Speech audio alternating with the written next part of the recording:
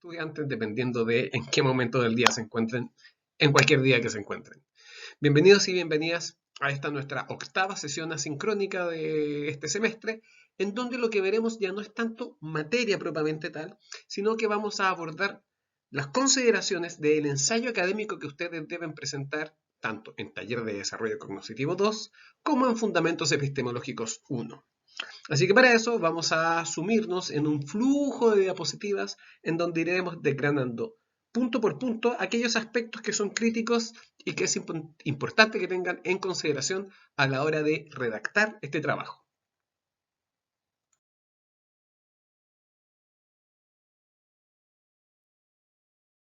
Y lo primero que abordaremos son los objetivos que se persiguen con este trabajo en Taller de Desarrollo Cognitivo 2. Nosotros, con Paula como docentes, esperamos que al finalizar este trabajo, ustedes hayan demostrado que han sido capaces de identificar adecuadamente la escritura como un problema que debe resolverse estratégicamente. Es decir, no como un desafío que se aborda con inmediatez o con intuición, sino que por el contrario, debe haber una planificación que sigue el establecimiento de metas iniciales. Recuerden que nosotros les enseñamos que, en general, los escritores expertos escriben siguiendo mentalmente el modelo de transformar el conocimiento que parte con el análisis del problema, que básicamente es preguntarse, ¿qué me están pidiendo? ¿Qué debo hacer?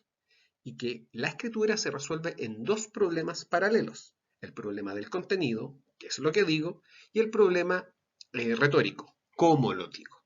Y eso debe quedar demostrado en el producto final. Un producto final que sea ordenado y que sea meritorio, sin duda que pasó por un análisis estratégico del problema. En segundo lugar, esperamos que ustedes establezcan los objetivos de escritura que se refieren al contenido, diferenciándolos claramente de exigencias ortográficas y sintácticas. ¿Y qué significa eso? Significa que el contenido no se refiere a dónde pongo las comas o cómo ordeno las palabras, sino que por el contrario, qué es lo que voy a decir y con qué solidez. Por ejemplo, quiero establecer una hipótesis. Entonces, si yo lo que planteo es que quiero establecer una hipótesis, lo que tengo que escribir en el trabajo es justamente una hipótesis. Por lo tanto, tengo que tener claro que una hipótesis es una afirmación tentativa que debe ser comprobada y no una mera especulación. Eso solamente por nombrar un ejemplo. O si lo que yo digo es argumentar a favor de una postura, la idea es que justamente lo que se haga sea desarrollar un argumento y no solamente declarar intenciones. Entonces, la idea es que estos objetivos, ¿ya?, se refieran a lo que se va a decir, no a aspectos cosméticos. En tercer lugar, nosotros esperamos que con este trabajo ustedes demuestren ser capaces de reconocer situaciones que requieren mejorar el uso del código escrito en la redacción de un texto académico. Es decir, principalmente que ustedes sean capaces de tomar retroalimentación que se les entreguen, él y la docente, y vuestros propios y vuestras propias compañeros y compañeras, y que utilicen esta información, que es valiosa, para corregir el texto. Luego, además, esperamos, con este trabajo, que ustedes demuestren ser capaces de expresar ideas en forma eficaz a través de la redacción colaborativa de un ensayo pertinente para una asignatura de su nivel. Es decir, básicamente que trabajen en grupo. Y eso va a quedar demostrado en justamente el estilo de trabajo que nosotros planteamos a través de los documentos de Google. Porque la idea ahí es que nosotros veamos, en primer lugar, no solo secuencialidad, no queremos una posta, no queremos que el texto pase primero por estudiante A, luego estudiante B, luego estudiante C, luego estudiante D, sino que A, B, C y D vayan colaborando en paralelo en distintos momentos del escrito.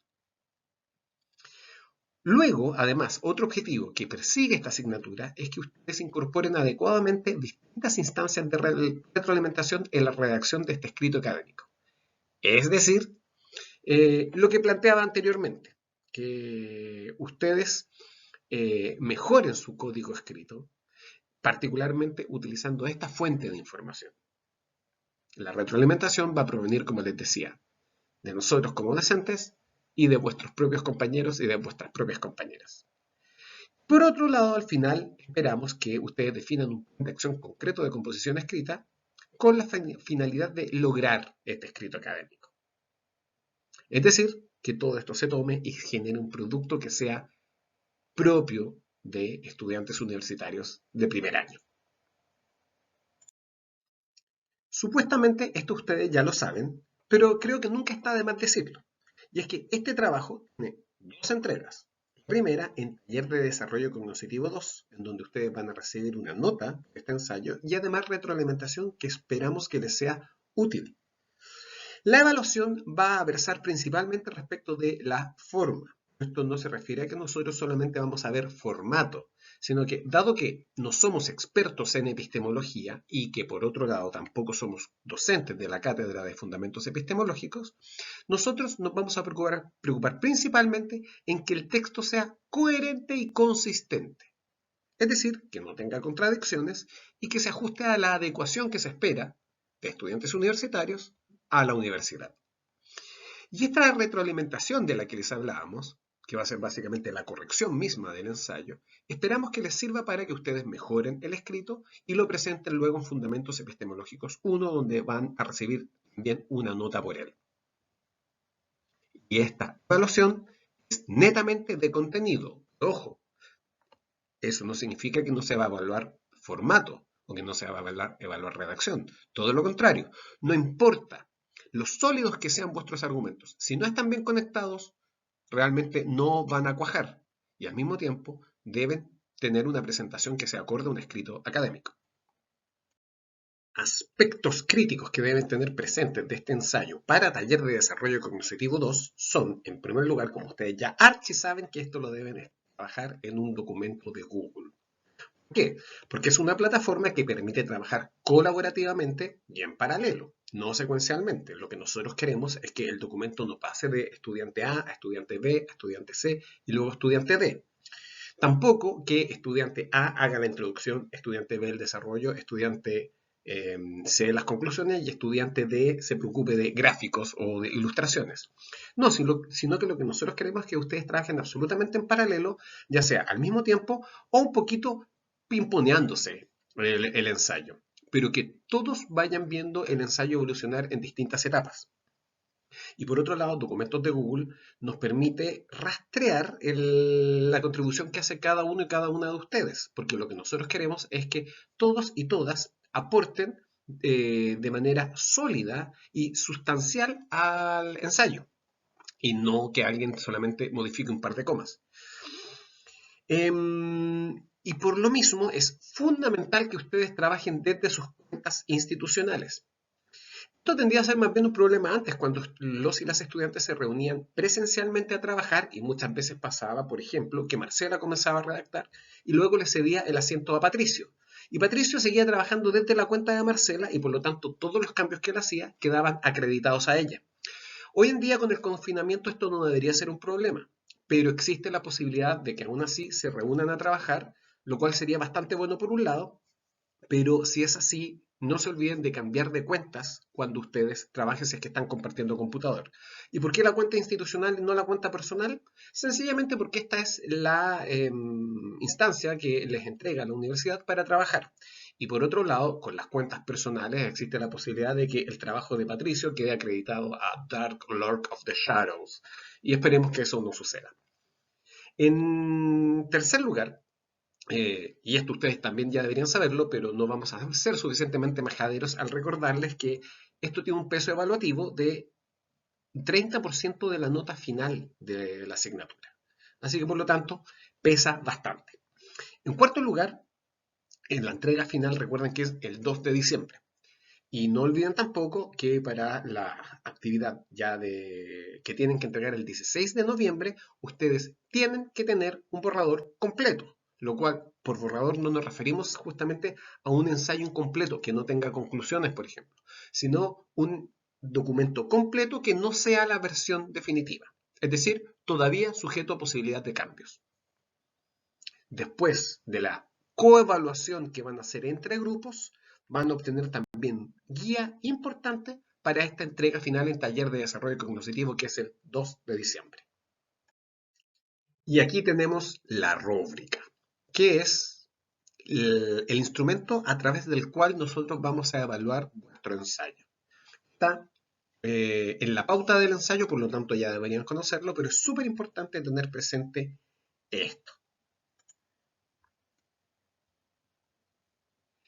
Estudiantes que no hayan aportado al documento o de cuyo aporte no haya registro o que hayan participado de manera inmeritoria van a tener una evaluación de 0 o 1 punto respectivamente y ahí se va a terminar la evaluación. Por lo tanto, su nota, que va a ser distinta a la nota del resto de los estudiantes y las estudiantes del grupo, va a ser la nota mínima. Así que asegúrense de participar.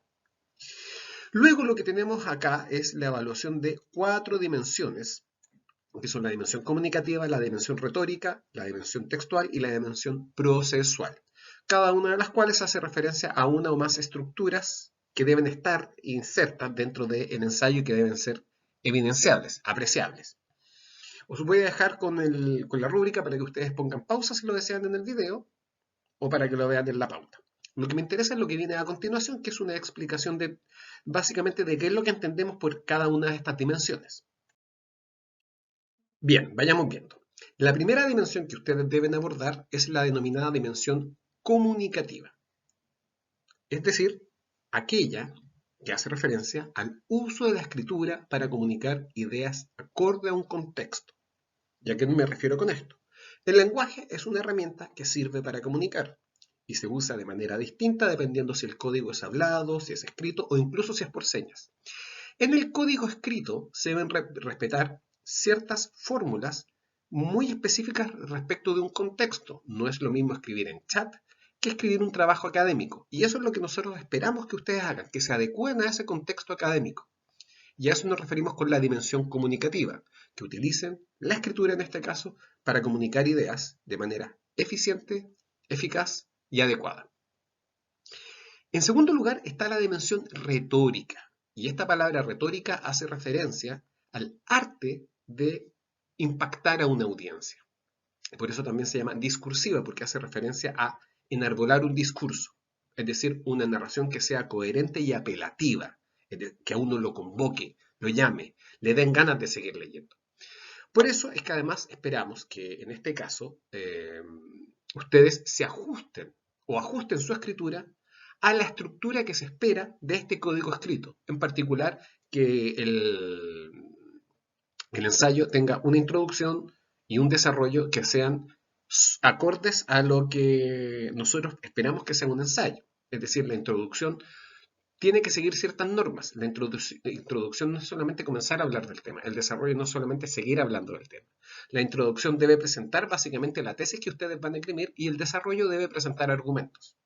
Está también la conclusión, que no la vamos a evaluar en esta dimensión, pero ustedes saben que la conclusión debe ser en el fondo el punchline, es decir, el remate que sintetice lo que se ha dicho y deje en claro el porqué de vuestra postura y por qué vuestra postura supera las objeciones que podrían planteárselas.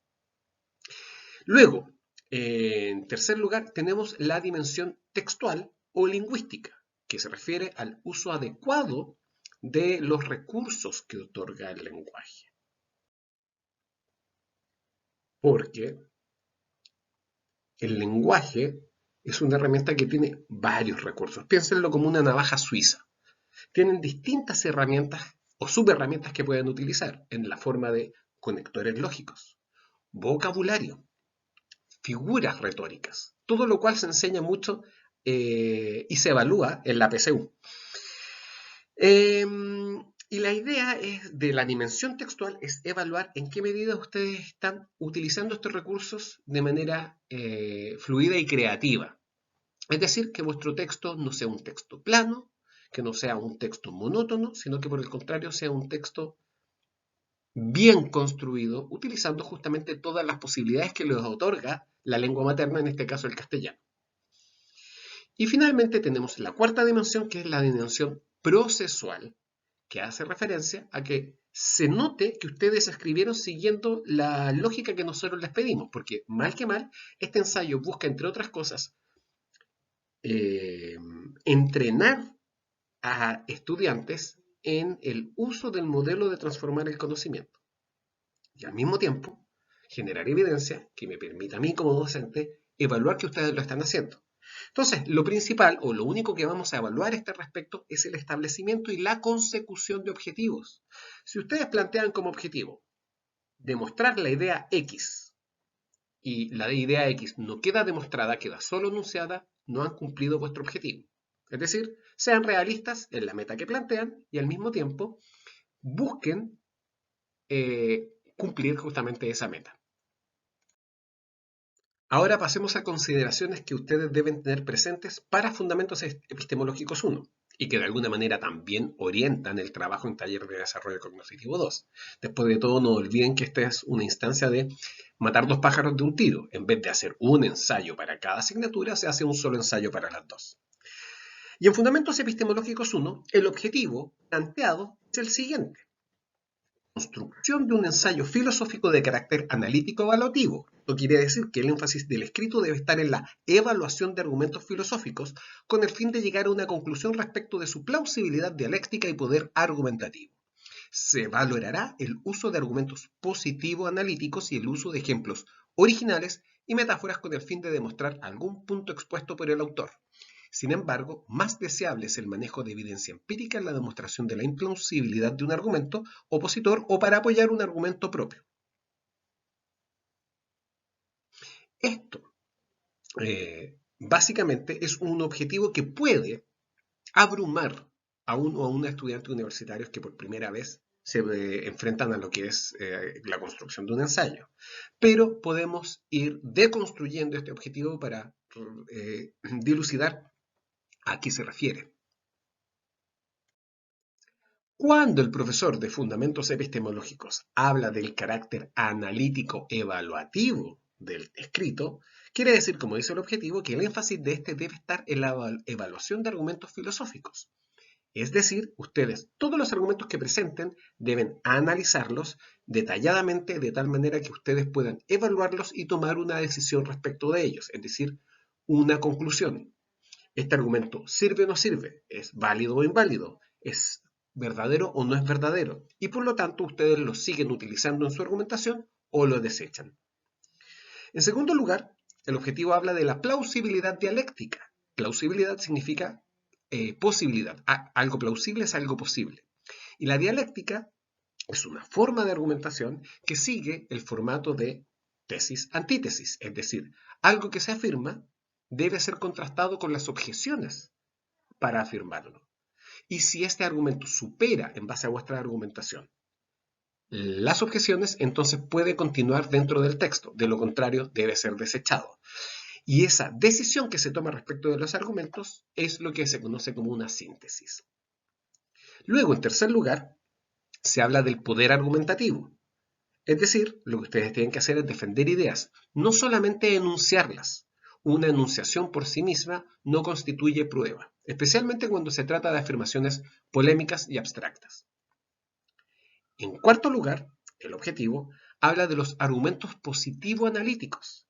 Y para esto es importante referirnos a qué significa positivo en este contexto, que no significa optimista, no viene de afirmación, sino que viene del positivismo, que es una teoría filosófica que afirma que el conocimiento genuino, es decir, el conocimiento de cualquier cosa que no sea un axioma, se deriva exclusivamente de la experiencia de los fenómenos naturales y sus propiedades y relaciones.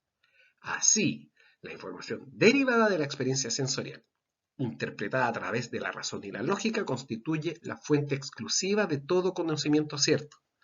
Por lo tanto, el positivismo sostiene que todo conocimiento genuino es conocimiento a posteriori, es decir, nosotros no nacemos con conocimiento del mundo, no venimos preprogramados con ideas que nos digan qué es lo correcto y qué es lo incorrecto, sino que primero debemos experimentar el mundo y luego tomar decisiones respecto de él.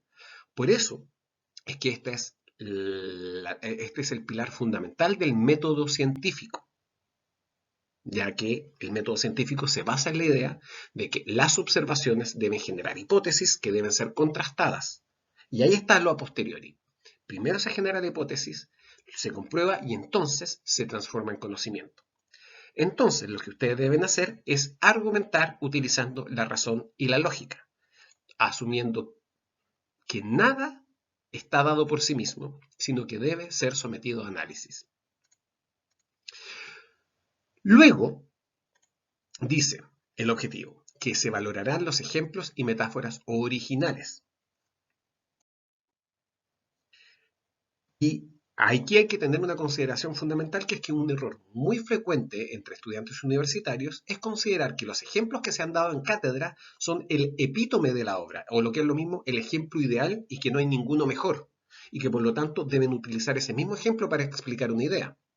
Así, por ejemplo, si es que se explica cómo opera la evolución, muchas veces muchos textos hacen referencia al cuello de la jirafa y cómo surgió a través de la selección natural.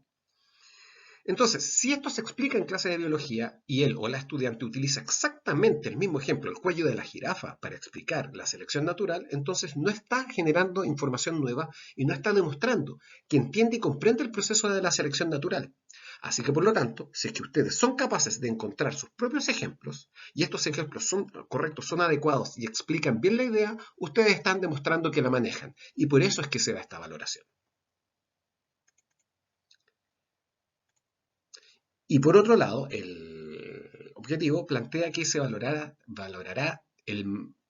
o que lo más deseable será el manejo de la evidencia empírica en la demostración de la implausibilidad de un argumento opositor o para apoyar un argumento propio. Y eso significa, básicamente, que lo que se espera es que ustedes demuestren que manejan esta evidencia empírica, lo que es lo mismo, que son capaces de utilizar los resultados de investigaciones o las conclusiones de otros ensayos o de textos meritorios para, como si fuesen herramientas o como si fuesen naipes dentro de una baraja, utilizarlos en el momento correcto para reforzar lo que ustedes dicen o para criticar algo que ustedes consideran que es inválido. Todo esto será evaluado en la rúbrica que está ante vuestros ojos y que también está dentro de la pauta del trabajo de Fundamentos Epistemológicos 1, y no hay mucho más que decir al respecto. Pero sí es importante que a la hora de confeccionar el ensayo se guíen primero por la rúbrica de Taller de Desarrollo Cognitivo 2 y luego por la rúbrica de Fundamentos Epistemológicos 1. Así que bien, damas y caballeros, quedamos hasta acá y lo único que me queda por hacer es citar en este caso a Auguste Comte, filósofo francés, padre del positivismo, para que él dé el mensaje que en el fondo les daría yo, que es que nos vemos en las sesiones sincrónicas dentro de la semana, que van a ser espacios principalmente de resolución de dudas y de guía para la escritura del ensayo. Nos estamos viendo entonces, que estén muy muy bien.